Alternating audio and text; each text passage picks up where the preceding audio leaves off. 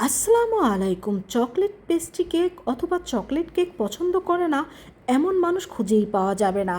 তো আজকে তোমাদের সাথে আমি শেয়ার করতে চলেছি চকলেট পেস্ট্রি কেক, যা খুব সহজেই বাসায় তোমরা তৈরি করে নিতে পারবে আর হুবহু বেকারির মতোই পারফেক্ট হবে। তো প্রথমে এখানে আমি 1.5 কাপ ময়দা নিয়ে নিয়েছি, দিয়ে দিচ্ছি 1 চা চামচ বেকিং পাউডার আর দিয়ে দেবো এখানে আমি 3 টেবিল চামচ পরিমাণ কোকো পাউডার। এখন এই সব শুকনো উপকরণগুলোকে আমি ভালোভাবে একসাথে চেলে নেব। আর এগুলোকে ভালোভাবে একসাথে চেলে নেওয়ার পর একসাথে মিশিয়ে একটা সাইড করে রেখে দেব। আর এখানে আমি নিয়ে নিচ্ছি স্বাভাবিক তাপমাত্রার 4টে ডিম। ডিমগুলো কিন্তু অবশ্যই স্বাভাবিক তাপমাত্রার হতে হবে। এখন এই ডিমের থেকে আমি কুসুমগুলো তুলে নিচ্ছি। তো প্রথমে ডিমের সাদা অংশটাকে আমি 1 মিনিট বিট করার পর এখানে এখন দিয়ে দিব চিনি। চিনিটা আমি 2 বারে ব্যবহার করব। আর এখানে আমি হাফ কাপ 1 টেবিল চামচ পরিমাণ চিনি নিয়ে নিয়েছি। তো চিনিটা আমি 2 বারে দিয়ে ভালোভাবে বিট করে নেব। আর চিনিটা কিন্তু অবশ্যই ভালোভাবে বিট করে নিতে হবে, এমনভাবে বিট করে নিতে হবে যেন চিনির প্রত্যেকটা দানা গলে যায়। আর এটা দিয়ে কিন্তু আমরা পারফেক্ট একটা ফোম তৈরি করে নেব। দেখো আমাদের ফোমটা কীরকম তৈরি হয়েছে। এখন বাটি তুমি যেরকমই করো না কেন, কোনোভাবেই এই ফোমটা কিন্তু পড়ে যাবে না।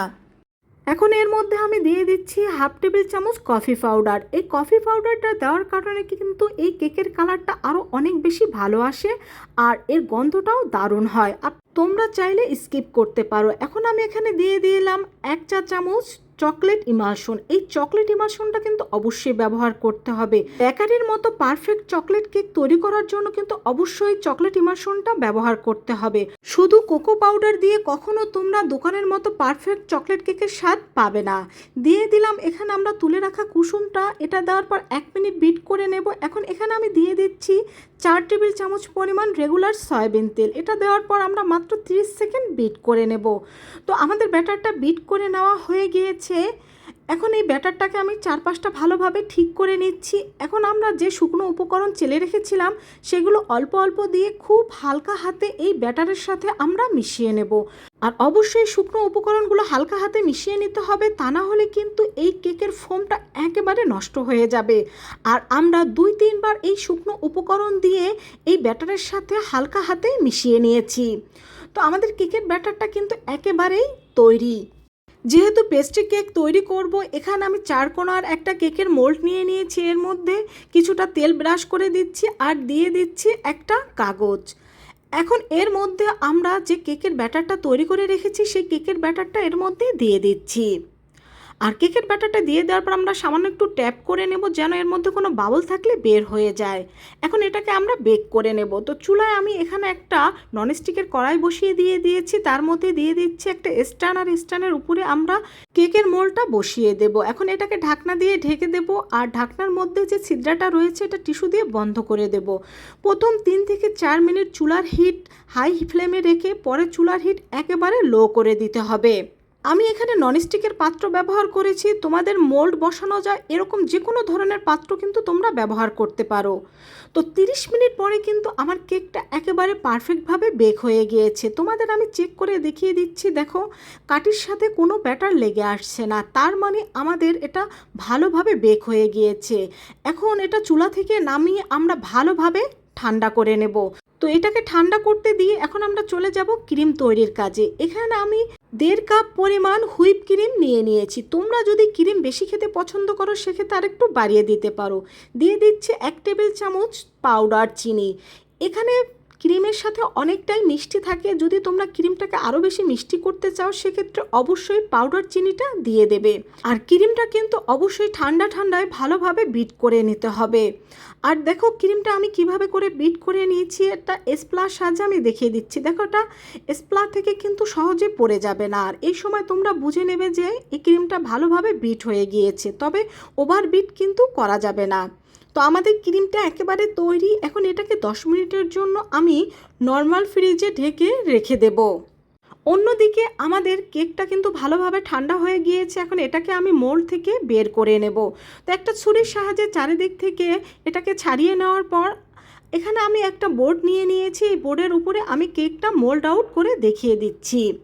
দেখো আমাদের কেকটা কিন্তু একেবারে পারফেক্টভাবে বেক হয়েছে, আর কেকটা কিন্তু অনেক নরম তুলতুলে ও সফট হয়েছে। তা তো দেখেই নিশ্চয়ই তোমরা বুঝতে পারছো।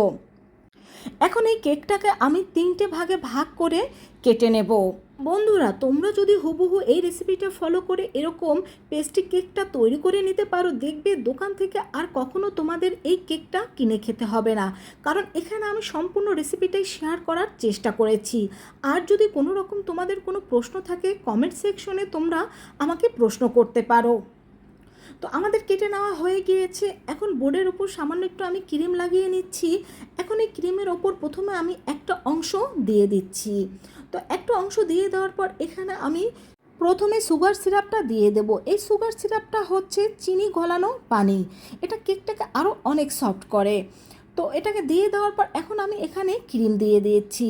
বন্ধুরা, যেহেতু বাসায় এটা আমি তৈরি করে খাবো বা বাসার জন্য আমি মূলত কেকগুলো তৈরি করি, তাই আমি কিন্তু ক্রিমটা একটু কমই ব্যবহার করি। তোমরা চাইলে আরও বেশি ব্যবহার করতে পারো। দিয়ে দিলাম আমি চকলেট গার্নাশ। এখন চকলেট গার্নাশটাও চারুদিকে সমানভাবে ঠিক করে দিচ্ছি। এখন এখানে আমি কেকের আরেকটা অংশ দিয়ে দিচ্ছি, আর এখানেও আমি এই সুগার সিরাপটা দিয়ে দেবো। সুগার সিরাপটা দিয়ে দেওয়ার পর আবার আমি ক্রিমটা দিয়ে দিচ্ছি। ক্রিমটা ভালোভাবে ঠিক করে নিয়ে নেওয়ার পর এখানে আমি আবার চকলেট গার্নাশটা দিয়ে দেব। তো এখানে চকলেট গার্নাশটা ভালোভাবে ঠিক করে নেওয়ার পর আমি আরেকটা পার্ট এখানে দিয়ে দিচ্ছি। দিয়ে দেওয়ার পর আবার আমি এখানে সুগার সিরাপটা দেব আর দিয়ে দেব ক্রিম। এখানে আমি এখন অল্প করে ক্রিম ব্যবহার করব, কারণ এই ক্রিমটা দিয়ে আমরা কেকটা শুধু কোট করে নেব। আর কোট করার ক্ষেত্রে কিন্তু বেশি ক্রিমের প্রয়োজন হয় না। তো কোট করা হয়ে গেলে এটাকে আমি 10 মিনিটের জন্য নর্মাল ফ্রিজে রেখে দেব। তো এর চারপাশটা আমি ভালোভাবে পরিষ্কার করে নিয়েছি। এখন 10 মিনিট পরে এটাকে ফ্রিজ থেকে আমি বের করে নিয়েছি। এখন এই কেকের গায়ে আমি ভালোভাবে ক্রিম দিয়ে দেব। তো আমি ভালোভাবে এখানে ক্রিমটা দিয়ে দিচ্ছি। তো ক্রিমটা দিয়ে দেওয়া হয়ে গেলে একটা প্লেট নাইফের সাহায্যে আমরা ক্রিমটাকে ভালোভাবে সেট করে নেব। এই কেকটা খেতে এতটাই মজাদার হয় যে যেদিন থেকে আমি এইভাবে চকলেট কেক বানানো শিখেছি, সেদিন থেকে আমি কিন্তু আর দোকান থেকে এই চকলেট কেক কখনোই কিনে খাইনি। আমি বাসায় সবসময় এইভাবে করে তৈরি করে খাই, আর বাসারও কিন্তু সবাই এই চকলেট কেকটা খুবই পছন্দ করে। তো এখানে আমি কিছু চকলেট গ্রেট করে নিয়েছি। এখন এই গ্রেট করা চকলেট আমি এই কেকের গায়ে দিয়ে দেব। আর এই পেস্ট্রি কেক তৈরি করার একটা সুবিধা রয়েছে, এখানে তোমার কেকের কোনো ডিজাইনের প্রয়োজন হয় না। কেকটা ভালোভাবে ক্রিম দিয়ে তুমি গ্রেট করা চকলেট দিলেই কিন্তু তোমার এই চকলেট পেস্ট্রি কেক বা যে কোনো পেস্ট্রি কেক খুব সহজেই তৈরি হয়ে যায়। তো এখন এর চারপাশটা ভালোভাবে আমি পরিষ্কার করে এটাকে এখন 20 মিনিটের জন্য নর্মাল ফ্রিজে রেখে দেব।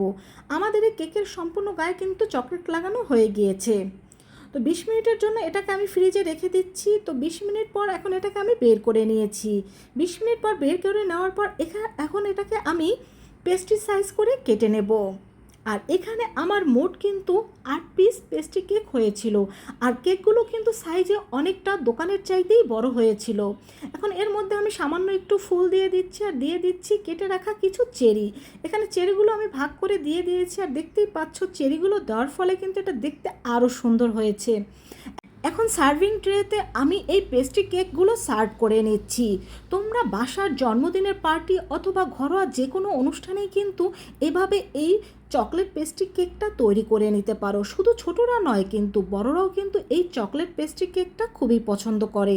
আর এটা যে কতটা নরম তুলতুলে সফট হয়েছে সেটা তোমাদের আমি দেখিয়ে দিচ্ছি। তো বন্ধুরা, ভালো লাগলে অবশ্যই কমেন্ট করে জানাবে, বন্ধুদের সাথে শেয়ার করবে। সবাই ভালো থেকো। আল্লাহ হাফেজ।